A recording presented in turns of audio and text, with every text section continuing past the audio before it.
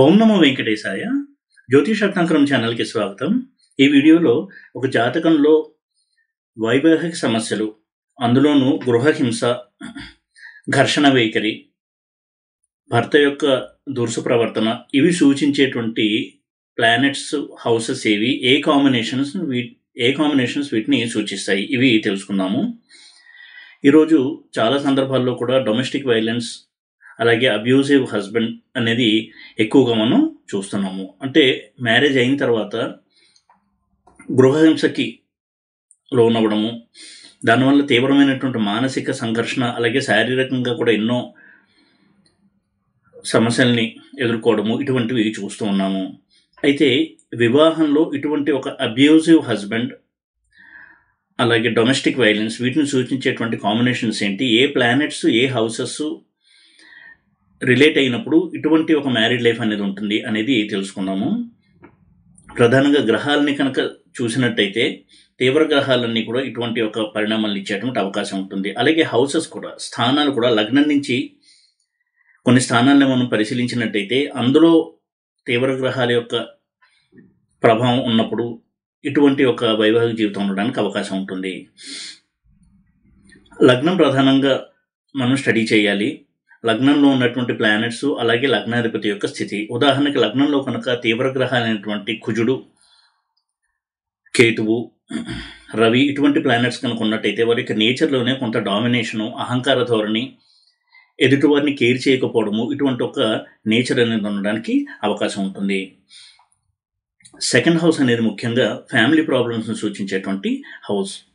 అంటే భార్యాభర్తల మధ్య ప్రాబ్లమ్స్ కంటే కూడా మ్యారేజ్ అయిన తర్వాత ఇన్లాస్తో, వారి కుటుంబ సభ్యులతో ఘర్షణ వైఖరి, తగాదాలు, ఇవన్నీ సూచించేటువంటి హౌస్ సెకండ్ హౌస్. థర్డ్ హౌస్ని కనుక చూసినట్టయితే సోదరుల నుంచి లేదా అక్క చెల్లెల నుంచి కావచ్చు, అన్నదమ్ముల నుంచి మ్యారీడ్ లైఫ్లో సమస్యలు రావడం సూచించేది థర్డ్ హౌస్. అదేవిధంగా ఫోర్త్ హౌస్ అనేది చాలా ముఖ్యమైనటువంటి హౌస్. ఆ వ్యక్తి ఎటువంటి వాతావరణంలో పుట్టి పెరిగాడు, ఆ వ్యక్తి మీద తల్లి యొక్క ప్రభావం ఎంతవరకు ఉంది, ఇవన్నీ కూడా సూచిస్తుంది ఫోర్త్ హౌస్. ఫోర్త్ హౌస్ కనుక పాడినట్టయితే వారు చిన్నప్పటి నుంచి కూడా అనారోగ్యకరమైనటువంటి వాతావరణంలో పెరగడము, ఉదాహరణకి తల్లిదండ్రులు చిన్నప్పుడే డైవర్స్ అయిపోయి వెళ్ళిపోవడము, ఆ విధంగా కొంతవరకు సైకలాజికల్గా కొంత డిప్రెస్డ్గా ఉండడము, కొంత ఎక్సెంట్రిక్ బిహేవియర్ కూడా ఉండొచ్చు, అబ్నార్మల్ బిహేవియర్ ఉండడము, ఇటువంటి వాటికి కూడా అవకాశం అనేది ఉంటుంది. లేదా చిన్నప్పుడు తండ్రి ఎక్కువగా కోపడుతూ ఉండడం వలన కూడా పిల్లల యొక్క మానసిక స్థితి మీద దాని ప్రభావం పడడము, తల్లి తండ్రి ఎప్పుడూ కూడా ఘర్షణ వైఖరితో ఉండడము, దానివల్ల వీరి యొక్క మానసిక స్థితి మీద కొంత ప్రభావం పడడము, ఇటువంటివన్నీ కూడా సూచిస్తుంది ఫోర్త్ హౌస్. ఇక సిక్స్త్ హౌస్ చూసినట్టయితే రుణ బాధలు, ఆర్థిక ఇబ్బందులు, అనారోగ్య సమస్యలు, వీటి వలన వైవాహిక జీవితంలో ఘర్షణ సమస్యలు, ఇవన్నీ సూచించేటువంటి హౌస్. ఇక సెవెంత్ హౌస్ అనేది ప్రధానంగా భార్యాభర్తల మధ్య ఉండేటువంటి రిలేషన్, వారి మధ్య అండర్స్టాండింగు, ఎంతవరకు ఇద్దరు కూడా అన్యోన్యంగా ఉంటారు, ఇవన్నీ సూచించే హౌస్ సెవెంత్ హౌస్. ఇక ఎయిత్ హౌస్ అనేది లిటిగేషన్స్, అలాగే యాక్సిడెంట్స్, అనారోగ్య సమస్యలు, వీటి వల్ల బాధలు, ఆస్తి తగాదాలు, ఆస్తి గురించిన విషయాల్లో తగాదాలు వచ్చి ఘర్షణ జరగడము కుటుంబంలో, ఇటువంటివన్నీ సూచిస్తుంది ఎయిత్ హౌస్. 12th హౌస్ కూడా భార్యాభర్తల మధ్య అండర్స్టాండింగ్ సూచించేటువంటి హౌస్ అది. అంటే ఎంతవరకు వారిద్దరి మధ్య అండర్స్టాండింగ్ ఉంటుంది, అలాగే వైఫ్ ఆర్ హస్బెండ్ ఏమైనా సీక్రెట్గా వేరే రిలేషన్లో ఉన్నారా, ఇవన్నీ సూచించే హౌస్ 12th హౌస్. అటువంటి రిలేషన్స్ వలన మ్యారీడ్ లైఫ్లో కొంత ప్రాబ్లమ్స్ రావడము, ఇవన్నీ కూడా 12th హౌస్ నుంచి మనం స్టడీ చేయొచ్చు. అలాగే గ్రహాల విషయానికి వచ్చినట్టయితే లగ్నాధిపతి స్ట్రాంగ్గా ఉండడం అనేది మనోబలాన్ని సూచించేటువంటి ఒక అంశము. అలాగే చంద్రుడు మనకారకుడు కాబట్టి చంద్రుడు కనుక మ్యారేజ్ రిలేటెడ్ హౌస్తో సంబంధం కలిగి ఉండి పాపగ్రహాలతో కనుక కూడి ఉన్నట్టయితే కొంత క్రిమినల్ టెండెన్సీసు, సైకలాజికల్ ప్రాబ్లమ్స్, అలాగే perverted mind, abnormal thinking, cruelty, క్రూరత్వము, ఇవన్నీ కూడా సూచిస్తాడు చంద్రుడు క్రూర గ్రహాలతో చేరుకున్నట్టయితే, వివాహానికి సంబంధించిన స్థానాలతో రిలేషన్ ఉన్నట్టయితే. ఇక రవి విషయానికి వస్తే అహంకార ధోరణి, ఎదుటివారిని లక్ష్య పెట్టకపోవడము, దూకుడు ప్రవర్తన, దురుసు ప్రవర్తన, తను అనుకున్నది చెయ్యాలి అనేటువంటి మొండి పట్టుదల, మితిమీరినటువంటి ఒక అహంకార ధోరణి, వీటి వల్ల జీవితంలో వారి యొక్క వైవాహిక జీవితంలో ముఖ్యంగా ఎక్కువగా సమస్యల్ని కొని తెచ్చుకుంటూ ఉంటారు. మ్యారేజ్ అయిన తర్వాత కుటుంబ సభ్యులను పట్టించుకోకపోవడము, తన లోకంలో తాను ఉండడము, ఎంతసేపు తన సంపాదన, తన సోషల్ స్టేటస్ వీటి మీదే దృష్టి పెట్టి ఫ్యామిలీ మెంబర్స్ని ఎక్కువగా ఇగ్నోర్ చేస్తూ ఉండడము, దీనివల్ల సమస్యలు వచ్చేటువంటి అవకాశం ఉంటుంది. గురువు శుభగ్రహం అయినప్పటికీ కూడా గురువు కూడా వైవాహిక సమస్యల్ని, తీవ్రమైన సమస్యల్ని ఇచ్చేటువంటి అవకాశం ఉంటుంది. ముఖ్యంగా గురువు కనుక ఆధిపత్య పాపయ్యి క్రూరగ్రహమైనటువంటి కుజుడితో ఉన్న, శనితో ఉన్న, పాపగ్రహమైన శనితో ఉన్న మ్యారేజ్లో ప్రాబ్లమ్స్ని తీసుకొస్తాడు. ముఖ్యంగా స్త్రీల విషయంలో అమ్మాయికి భర్తృకారకుడు కాబట్టి గురువు కనుక 7th హౌస్, 8th హౌస్ ఇటువంటి హౌసెస్తో రిలేషన్ ఉండి ఆ గ్రహ దశ కనుక నడుస్తున్నట్టయితే జీవితంలో వారు వైవాహిక జీవితంలో చాలా సమస్యలు ఎదుర్కొంటారు. భర్త చిన్నచూపు చూస్తూ ఉండడము, తన యొక్క గొప్పను చూపించుకోవడానికి భార్యని తక్కువ చేసి మాట్లాడటము, మానసికంగా ఎంతో ఇబ్బందులను కలిగించేటువంటి మాటలు మాట్లాడటము, ఇటువంటివన్నీ కూడా జరుగుతూ ఉంటాయి.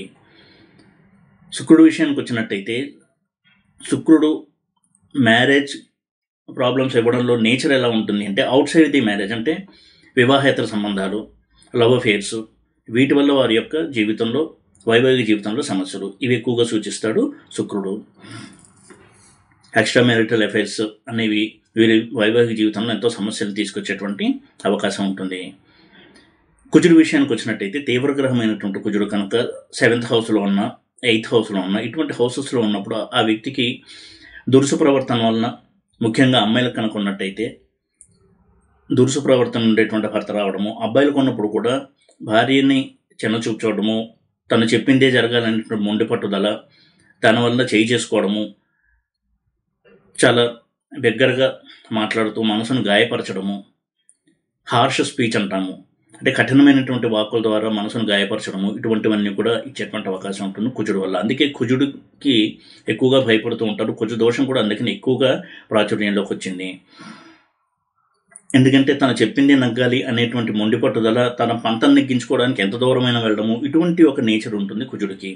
అందులోనూ ఇంపల్సివ్ ప్లానెట్, అంటే ఏదన్నా అనుకుంటే వెంటనే చేసేయడము, అదేవిధంగా కోపం వస్తే వెంటనే దాన్ని ప్రదర్శించడము, దీనివలన చాలా పెద్ద ప్రాబ్లమ్స్ కూడా చాలా త్వరగా క్షణాల్లో జరిగిపోతూ ఉంటాయి. కాబట్టి ఈ కుజుడు విషయంలో కొంతవరకు మనం పరిశీలించాల్సి ఉంటుంది మ్యారేజ్ విషయంలో. ఇక శని విషయానికి వచ్చినట్టయితే ఇద్దరి మధ్య కూడా అవగాహన లేకపోవడము, కొంత ఇన్ఫీరియారిటీ కాంప్లెక్స్ వలన ఎదుటి వ్యక్తిని బాధించడము, ఆత్మనిర్భరతాభావం ఆ వ్యక్తికి ఉండడం వలన భార్యను కావచ్చు, భర్తను కావచ్చు కొంతవరకు మాటలతో హింసించి తన యొక్క ఆధిపత్యాన్ని చాటుకోవడము, ఇటువంటి బిహేవియర్ అనేది ఉండడానికి అవకాశం ఉంటుంది. ఇక రాహు విషయానికి వచ్చినట్టయితే మ్యారేజ్లో కొంత చీటింగ్ జరిగే అవకాశం ఉంటుంది. అదేవిధంగా అబద్ధాలు ఆడటము, కొంతవరకు అబ్నార్మల్ బిహేవియరు, సైకలాజికల్ ఇష్యూస్ ఉండడము, ఇటువంటి ఒక నేచర్ ఉంటుంది రాహు కనుక వివాహానికి సంబంధించిన స్థానాలతో రిలేషన్లో ఉన్నట్టయితే. అదేవిధంగా కుజరాహువుల కలయిక, శని రాహువుల కలయిక ఉదాహరణకు సప్తమంలో ఉన్నట్టయితే తీవ్ర సమస్యను తీసుకొస్తుంది వారి యొక్క మ్యారీడ్ లైఫ్లో. కుజరాహుల కలయిక 7th హౌస్లో ఉన్నప్పుడు ఘర్షణ వైఖరి ఎక్కువగా ఉంటుంది. శని రాహుల కలయిక కూడా 7th హౌస్లో ఉన్నప్పుడు ఇద్దరి మధ్య కూడా అవగాహన లేకపోవడము, ఒక చీటింగ్ అనేది జరగడం మ్యారేజ్లో, ఇటువంటి వాటికి అవకాశం ఎక్కువ ఉంటుంది. కేతు విషయానికి వచ్చినట్టయితే ఎక్సెంట్రిక్ నేచర్, తీవ్ర స్వభావము, ఎప్పుడు ఎలా ఉంటారో తెలియకపోవడము, సందర్భానికి అనుగుణంగా తన యొక్క మాటల్ని కావచ్చు, తన యొక్క వాదనని మార్చుకుంటూ ఉండడము, ఎదుటి వ్యక్తిని ఇబ్బంది పెట్టేటువంటి ధోరణిలో మాట్లాడడం కావచ్చు, ఇటువంటి ఒక బిహేవియర్ వల్ల చాలా సమస్యలు అనేవి ఉండడానికి అవకాశం ఉంటుంది వారి యొక్క మ్యారీడ్ లైఫ్లో. ఈ విధంగా ప్రతి గ్రహము కూడా ఆయా స్థానాల్లో కనుక ఉండి బలంగా కనుక ఉన్నట్టయితే సమస్యల తీవ్రత కూడా ఎక్కువగా ఉంటుంది. ఉదాహరణకి గురువు విషయమే కనుక తీసుకున్నట్టయితే గురువు కనుక నెగిటివ్గా ఉండి మ్యారేజ్కి సంబంధించిన హౌస్తో రిలేషన్లో ఉన్నట్టయితే స్వార్థ చింతన ఎక్కువగా ఉంటుంది. ఎదుటి వ్యక్తి సంతోషం కంటే కూడా తన యొక్క సంతోషము, తన యొక్క ఎదుగుదల, వీటి మీద ఎక్కువ దృష్టి పెట్టడము, ఎదుటి వ్యక్తిని చులకనగా చూడటము, ఇటువంటి ఒక నేచర్ ఉండేటువంటి అవకాశం ఉంటుంది. దానివల్ల భార్య ముఖ్యంగా ఎక్కువగా మెంటల్ స్ట్రెస్కి, అంటే మానసిక ఒత్తిడికి గురి అయ్యేటువంటి అవకాశం ఉంటుంది. మితిమీరిన అహంకార ధోరణి వల్ల ఎక్కువగా వాళ్ళ భార్యని ఇబ్బంది పెట్టేటువంటి అవకాశం ఉంటుంది.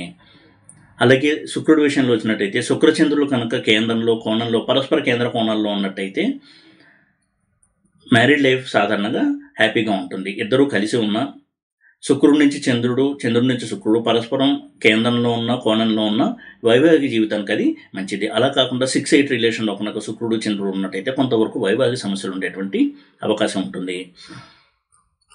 ఈ విధంగా ప్రతి గ్రహము కూడా తనదైనటువంటి శైలిలో వివాహంలో సమస్యలు తీసుకొచ్చేటువంటి అవకాశం ఉంటుంది. కాబట్టి మ్యారేజ్ సంబంధించిన హౌసెస్లో అంటే 2nd house, 7th house, 8th house, 12th house, ప్రధానంగా 4th హౌస్, ఈ హౌసెస్లో ఇందాక చెప్పమన్నటువంటి ప్లానెట్స్ ఎంత స్ట్రాంగ్గా ఎంత పాజిటివ్గా ఉన్నాయి అనేది మనం స్టడీ చేయాలి. ప్రతి గ్రహము కూడా వైవాహిక సమస్యల్ని ఇవ్వగలదు. ఉదాహరణకి చంద్రుడు శుభగ్రహం అయినప్పటికీ కూడా పాపగ్రహాలతో కలిసి 7th హౌస్లో ఉన్నట్టయితే వైవాహిక సమస్యల్ని ఇస్తాడు. అలాగే బుధుడు సాఫ్ట్ ప్లానెట్ అయినా కానీ బుధుడు కనుక 7th హౌస్లో ఉండి రాహుతో ఉన్న, కుజుడితో ఉన్న, శనితో ఉన్న కొంతవరకు వైవాహిక సమస్యలు అనేవి ఉంటాయి. ఉదాహరణకి బుధరాహుల కంజంక్షన్ కలయిక కనుక 7th హౌస్లో ఉన్నట్టయితే వారి యొక్క మ్యారేజ్లో చీటింగ్ చోటు చేసుకునే అవకాశం ఉంటుంది.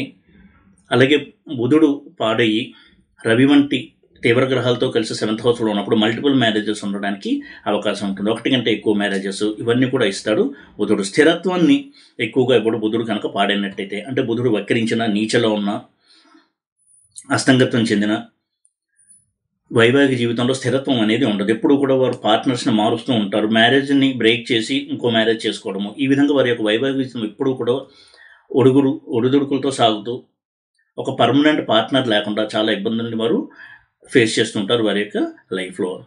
కాబట్టి ఏ గ్రహము కూడా ఎక్సెప్షన్ కాదు. ప్రతి గ్రహము కూడా వైవాహిక సమస్యలు ఇవ్వగలదు తనదైనటువంటి శైలిలో. అటువంటి కాంబినేషన్స్లో కనుక ఉన్నట్టయితే, ముఖ్యంగా గ్రహాలు కనుక వక్రించిన, నీచిలో ఉన్న, రవికి దగ్గరగా ఉన్న, అస్తంగత్వం చెందిన సమస్య యొక్క తీవ్రత అనేది పెరుగుతుంది.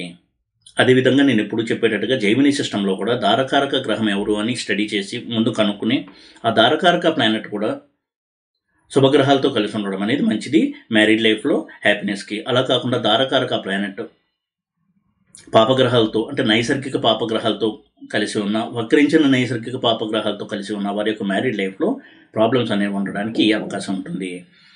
అలాగే దారకారకుడు నీచలో ఉన్న, దుస్థానాల్లో ఉన్న, దారకారకుడు దారపాదం నుంచి దుస్థానాల్లో ఉన్న, రవికి దగ్గరగా ఉండే అస్తంగత్వం చెందిన వైవాహిక సమస్యలు అనేవి ఉంటాయి.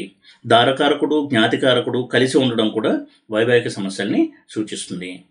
అలాగే దారకారకుడు షష్టారూఢము, అష్టమారూఢము ఉన్నటువంటి రాశిలో ఉన్న, ఒక్కొక్కసారి షష్టారూఢము, అష్టమారూఢము రెండు ఒకే హౌస్లో ఉంటాయి, అందులో దారకారకుడు ఉన్న, అందులో దారపాదం ఉన్న వైవాహిక సమస్యలు ఉండేటువంటి అవకాశం ఉంటుంది. ఆ సందర్భంలో మనం జైమిని యొక్క రాశిదశ ఏం నడుస్తోంది, అలాగే గ్రహదశ వింశోత్తరులు ఏం నడుస్తుంది అనేది మనం స్టడీ చేయాల్సి ఉంటుంది. ముఖ్యంగా వివాహానికి సంబంధించిన విషయాల్లో అనలైజ్ చేసేటప్పుడు చరకారకత్వాన్ని, అంటే దారకారకత్వము, ఇటువంటి విషయాన్ని కనుక మనం స్టడీ చేయకపోతే చాలా విషయాలు మనం విస్మరించినట్టు అవుతుంది. ఒకవేళ అందులో ప్రాబ్లం ఉన్నా కానీ మనం స్టడీ చేయకపోవడం వలన ప్రాబ్లం లేదు అని అనిపించేటువంటి అవకాశం ఉంటుంది. కాబట్టి ఈ కాంబినేషన్స్ను కూడా మనం దృష్టిలో పెట్టుకోవాలి. ఏదేమైనా కానీ పాపగ్రహాలు వివాహానికి సంబంధించినటువంటి స్థానాల్లో ఉండడము అనేది ఎప్పుడూ కూడా కొంతవరకు సమస్యలు. అలాగే శుభగ్రహాలు కూడా పాపగ్రహాలతో యుతి చెంది, లేదా శుభగ్రహాలు సప్తమాధిపత్యం తీసుకుని దుస్థానాల్లో ఉండడము, లేదా పాపగ్రహాలతో కలిసి ఉండడము, ఇవన్నీ కూడా వివాహంలో సమస్యలు తీసుకొచ్చేటువంటి అంశాలు. కేవలం ఒక యాంగిల్లో కాకుండా సమగ్రమైన పరిశీలన చేసిన తర్వాతే మనం ఒక నిర్ణయానికి రావాల్సి ఉంటుంది. ఆ జాతకుడి యొక్క వైవాహిక జీవితం ఏ విధంగా ఉంటుంది అని ఒక నిర్ధారణకి వచ్చేటప్పుడు. అందుకే ఎప్పుడు కూడా పరాశర, జైమిని రెండు సిస్టమ్స్లోనూ మనం అనలైజ్ చేయాలి. ఈ విధంగా కొన్ని పాయింట్స్ ఇక్కడ డిస్కస్ చేయడం జరిగింది ఈ వీడియోలో. వైవాహిక సమస్యల్లో డొమెస్టిక్ వైలెన్స్, అలాగే అబ్యూజివ్ పార్ట్నర్, అంటే హింసని కలిగించేటువంటి జీవిత భాగస్వామి ఎటువంటి కాంబినేషన్స్లో వస్తాడు, ఎటువంటి కాంబినేషన్స్ ఉన్నప్పుడు ఇటువంటి జీవిత భాగస్వామి అనేది వారి జీవితంలో ప్రవేశిస్తారు అనేది తెలుసుకోవడానికి కొన్ని సూచనలు మాత్రం, కొన్ని ఫండమెంటల్ సూత్రాస్ ఈ వీడియోలో నేను చెప్పడం జరిగింది. ఈ వీడియో కనుక మీకు నచ్చినట్టయితే లైక్ చేసి, షేర్ చేసి, సబ్స్క్రైబ్ చేయండి. ఓం నమో వెంకటేశాయ.